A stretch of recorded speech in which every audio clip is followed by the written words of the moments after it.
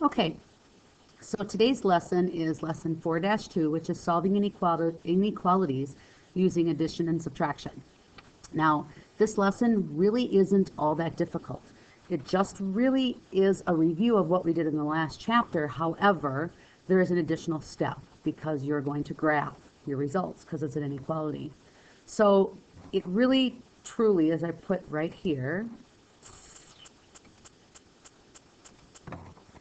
when you solve an inequality, an addition and subtraction inequality, now that I'm only talking about addition and subtraction right now, the same way you solved it in an equality, the way you solve it is going to be the same way you solved it when you did an equation, an addition and subtraction equation. You're going to use balanced equations and inverse operations to get the variable alone. That's what you're going to do, okay? The only difference, because I did tell you that there was a difference. The only difference is the inequality sign and that you're going to graph your results on a number line, okay? Otherwise, it's all exactly the same. So the only difference is the graphing of your inequality and making sure that you don't inadvertently write down an equal sign instead of an inequality sign, because it's not the same thing. Equal means it is that number. Inequality means it could be all of these numbers in that solution set, okay? So it's super important that you understand that. All right, so if you go down, and this just talks about the addition property of inequality and the subtraction property of inequality, those are the algebraic properties, which just means if you do the inverse and balance your equation, you'll get your variable alone, that you can do it to both sides of your equation and it remains equal. It doesn't change the value. It remains true. Okay, so in our first example here, they have x minus 5 is less than a negative 3. Okay, so if you solve that, and I'm just going to write out the problem. Oh, it's not equal. See, I said equals. That's a habit to get into. It's hard to break yourself of that habit. So I have x minus 5 is less than negative 3. Because I am who I am, I'm going to turn this into plus a negative. And I did it in red just so you could see it, so you wouldn't get confused. So I turn it into plus a negative. Then what you have to do is you're going to use your balanced equations and inverse operations. So you're going to do the opposite to both sides. So the opposite of a negative 5 is a positive 5. So if you do it to this side, you got to do it to that side because of the addition and subtraction properties of equality, and in this case, inequality. You draw your long equal bar, so you're left with x on the left is less than 2. Okay? X is less than 2. And then you're going to graph it. Now, they graphed it right here. And just like I said on the previous lesson, your requirements for graphing are that it has to be at least 3 numbers long, that you should have a visual or a knowing of where 0 is so that you make sure your numbers are in the correct order, and that it has to be at an equal interval. So here you have an open circle on 2 because it's not equal to, it's just less than, and then it's darkened into the left. Okay? And that's what you're going to have to do. Okay, so what I'd like you to do is I would like you right now to do number 1.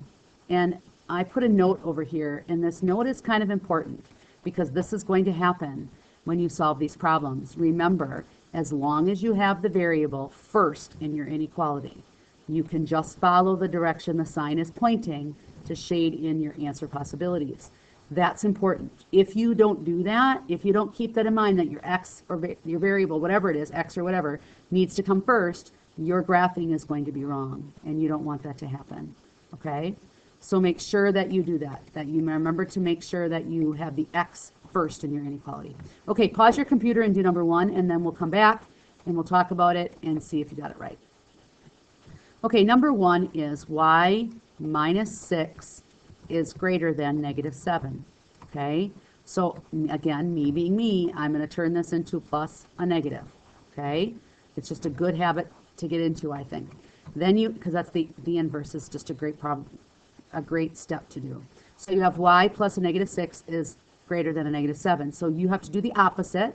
So the opposite of negative 6 is a positive 6. Okay, so you're going to add a positive 6 to both sides. You end up with y is greater than negative 1. Now you have to graph it. So you're going to draw your line, and you have to come up with an equal interval. Well, this is a whole number, an integer, so it's easy. So right here's my 0, right here's my -1, right here's my +1, and I'm just, because I have room, I'm going to put a 2 there too. Okay? Remember, it has to be at least 3 numbers. Now, it's not equal to, it's just greater than. So you're going to put an open circle on -1, and the sign, because the variable's first, you can follow the direction of the sign, and the sign is pointing to the right. So you have to darken in your line, as well as your arrow. Ooh, and that's pretty sloppy. It's hard to do that with the mouse. To the right. Okay? So you will get points for doing that graph, so it's super, that number line, so it's super important that you do that. Okay? All right. So you can turn the page. If you got that right, you should move on. If not, you need to rewatch it to figure out where you made your mistake, so that you know where your error is. Okay, so then the second example that they give you is just using the subtraction property of equality. It's really the same thing that we're just doing, because the previous problem was actually a subtraction problem. So on this part, on this page, I would like you to do number 5 as an example. I would like you to do number 5. So pause your computer and do number 5.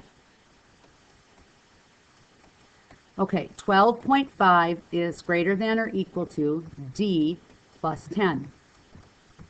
Okay, so I'm adding 10. So the opposite of adding 10 is adding a -10 to both sides. So that is going to equal 2.5. I was trying to look at my book and look at my computer screen all at the same time. Is greater than or equal to D. Now you have to graph that. Now, this is an example. This is huge, okay? This is an example where your D is after. It doesn't come first. Your variable needs to be first if you're going to follow the direction of your sign, or you will graph it wrong. So you need to rewrite that. So you put down your D, and you say, okay, it's this sign, but the pointy side, the less than side, is pointing towards the D. So you need to make it so that the less than sign is pointing towards the D, and don't forget your or equal to, and then you write down your number. Okay? It's still the same thing. It means the same thing. It's just that when you graph it, it's a lot easier to be able to follow the direction of your sign. So when you create your number line, let's see, what did I do? I started over here with 0, and then I went, because you have to go by an equal interval, I did 0.5, then I did 1.5, then I did 2, then I did 2.5. Okay? If you can have 0 on your number line, it's a really good idea to do that. And it's not too difficult here to do that, because then you know that you're going in the right direction with your numbers and you're going to do your number line correctly. Because it's equal to, you're going to put a circle on 2.5, but you're going to darken this one in, because it could be 2.5. And then the arrow is pointing to the left. So you darken in your line and darken in your arrow. Okay? Notice if you would have done it this way, it would have been colored in the wrong direction. That's why it's important to flip your sign, or your variable first. Not your sign, your variable first. Okay, so then the next example is a real life example. Now, you have to remember, when writing your inequality, remember to use the chart of words and phrases from the previous section. I gave you that list. I highlighted it and I told you to copy it down in your notebook. And you also have the list that I gave you of addition, subtraction, multiplication, division, and equality words. Now you should have a list of inequality words as well. And that needs to be in your notes so that you can use it for these word problems, because you're going to be expected to be able to write an inequality with a word problem, and that can be challenging. Okay, so they give you an example here where they say that a person can be no taller than 6 1/4 feet to become an astronaut. 1/4 of a foot is 25 over 100. In a fractional, it's going to end up being, as a fraction, it's going to end up being 1/4. Now, in terms of feet, we would need that to become a 12, because there's 12 inches in a foot. So 4 goes into 12, how many times? Or 3, so this then would become a 3, because you had to multiply by 3, you multiply by 3. So 3/12. So 3 inches equals 1/4 of a foot. I'm just showing you how to calculate that. And they did it right here too. Okay, so then what they did is they said, okay, you have to identify your variable. So H is the possible amounts your friend can grow. 5.75 is the height that he is, plus H is less than or equal to, and then the maximum it can be 6.25. You can be 6.25 feet, but you can't be larger than that. So then they added a negative 5.75 to both sides. It got H is less than or equal to 0.5 feet, or a half of a foot he can grow. Okay, so now I want you to do number 7. Okay, I want you to pause your computer and set up an inequality for number 7, and then come back. Okay, so first you need to identify your variable. So H equals the amount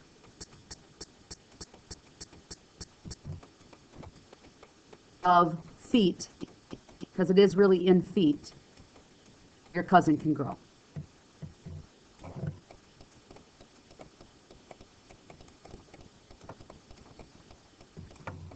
Okay. Now, so you have to show that. You have to have that identifying of your variable. Now, 5 feet 3 inches is how tall your cousin is. Now, up above, we talked about the fact that 3 inches is going to be a quarter of a foot, 0.25. So you can use decimals. Okay, I understand it's done as a because it is not done as fraction or decimal, but I think it's easier for you to do it if you did it in a decimal form. So the height that your cousin is 5.25 feet. Okay, and the maximum they can be is from up above 6.25. Okay, you're going to add H to that because that's whatever the difference is that he can grow, and your inequality is going to be again less than or equal to, because his height can be smaller than or equal to 6.25. That's why it's less than or equal to.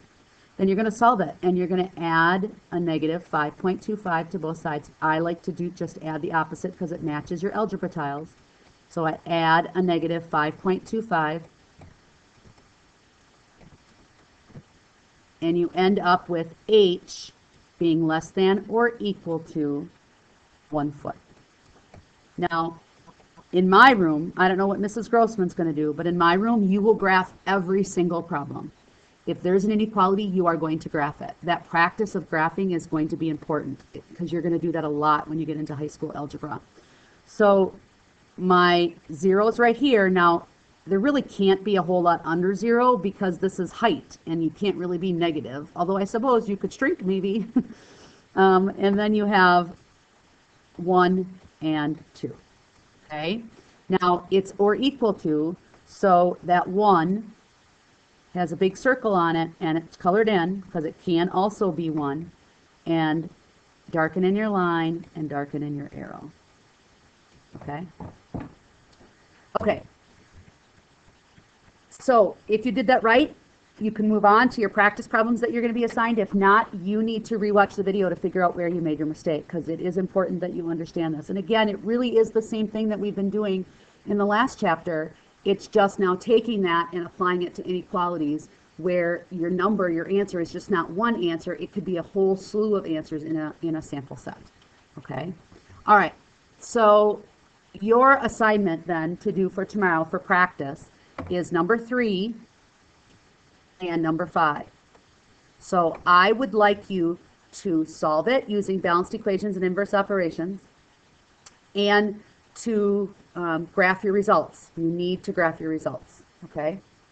Okay.